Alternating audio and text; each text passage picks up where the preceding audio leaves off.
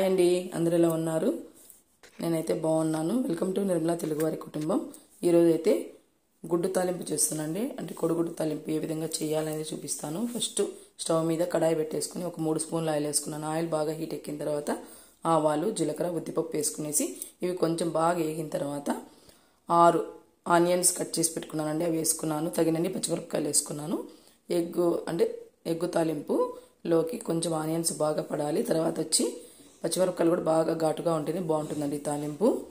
Onions, పచ్చిమిరపకాయలు రెండు కలిపి బాగా వేయించుకుందాము. వేయించుకునేటప్పుడే సాల్ట్ తగినంత వేసేసుకుందాం. తక్కువైతే మళ్ళీ వేసుకోవచ్చండి. అప్పుడు ఆనియన్స్ కూడా సాల్ట్ అనేది బాగా పడుతుంది అనమాట. చాలా బాగుంటుంది ఈ విధంగా చేసుకుంటే. గొంతు రాపిడి వల్ల కొంచెం వాయిస్ ఓవర్ కొంచెం ఇబ్బంది అనిపిస్తుందండి. ఇది కొంచెము వేగిన తర్వాత పసుపు వేసుకుంటున్నాను. పసుపు వేసుకొనేసి కలర్ బాగా చేంజ్ అయ్యేంత వరకు వేయించుకుందాము. ఈ విధంగా అంతా బాగా వేగిపోవాలి. ఆనియన్స్ అయితే బాగా వేగితేనే బాగుంటుందండి, పచ్చిమిరపకాయలు కానీ ఆనియన్స్ కానీ. తర్వాత ఇది వేగిన తర్వాత చూడండి కలర్ వచ్చేసింది కదా. అయితే మూత పెట్టుకొని మళ్ళీ వేయించుకోవాలి. కొంచెం మెత్తబడాలి ఆనియన్స్ అంతా. తర్వాత గరం మసాలా వేసుకుంటున్నానండి. గరం మసాలా పౌడర్ తగినంత వేసుకోవాలి. వేసుకునేసి కలుపుకుందాము. దీనికైతే కొంచెము మనము ఎండు కారం కావాలంటే కూడా వేసుకోవచ్చండి. నేనైతే వేయట్లేదు. ఆల్రెడీ నేను పచ్చిమిరపకాయలు అయితే తగినన్ని వేసేసాను కాబట్టి వేయట్లేదు. ఎగ్స్ అయితే ఒక 6 ఎగ్స్ వేసుకుంటున్నానండి. కొట్టేసుకుంటున్నాను 6 ఎగ్స్. చాలా బాగుంటుందండి ఈ విధంగా చేసుకుంటే, సూపర్గా ఉంటుంది టేస్ట్.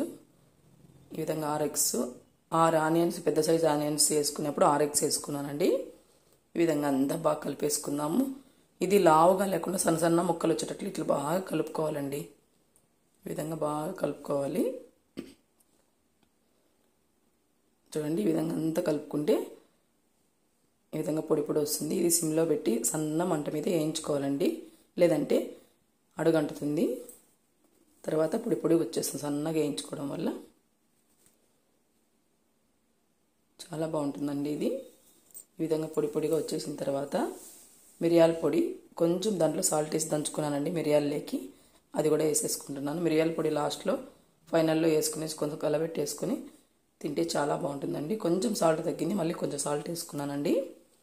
ఈ విధంగా మిరియాల పొడి కూడా వేసేసుకున్న తర్వాత బాగా కలుపుకోవాలి. ముక్కకు పట్టేటట్లు మిరియాల పొడి అంతా కలుపుకోవాలి. ఎగ్స్కి ఎప్పుడు కూడా మిరియాల పొడి పడితేనే కదండి టేస్ట్ బాగుంటుంది. ఇట్లా ఘాటుగా కూడా బాగుంటుందన్నమాట. రెడీ అయిపోయిందండి. ఇప్పుడు నేను కారము, ఉప్పు సరిపోయిందో లేదో చూస్తున్నాను. టేస్ట్ అంతా పర్ఫెక్ట్గా సరిపోయిందండి. సూపర్గా ఉంది. వేడి వేడి చపాతీలకి వేడి వేడి గుడ్డు తాలింపు సూపర్గా ఉంటుందండి.